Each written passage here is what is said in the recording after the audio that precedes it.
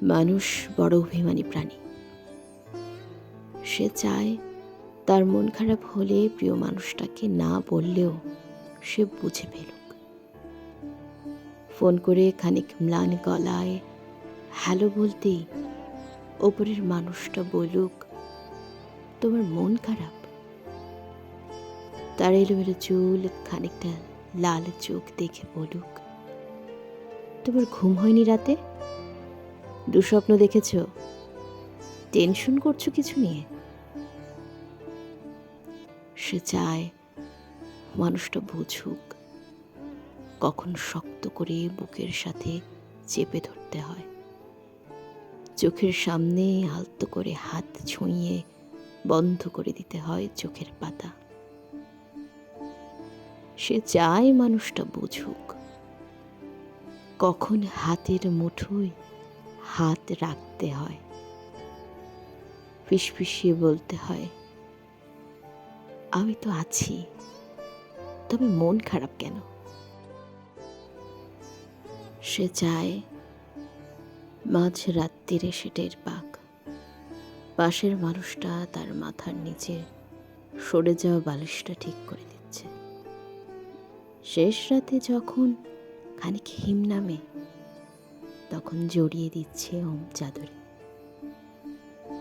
সে চায় তার জন্য মাঝ রাত্রিরেও কেউ বাড়ি ফেরার অপেক্ষায় থাকুক, মনে রাখুক তার জন্মদিনের কথা, প্রথম দিনের কথা, স্পর্শ ও অনুভূতির কথা।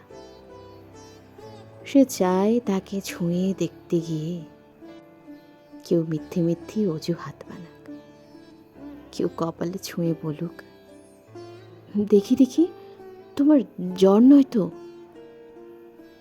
অভিমানে দূরে সরে যেতে চাইতে কেউ বলুক, খানিক ভুল করেছি বলেই দূরে সরে যেতে হবে?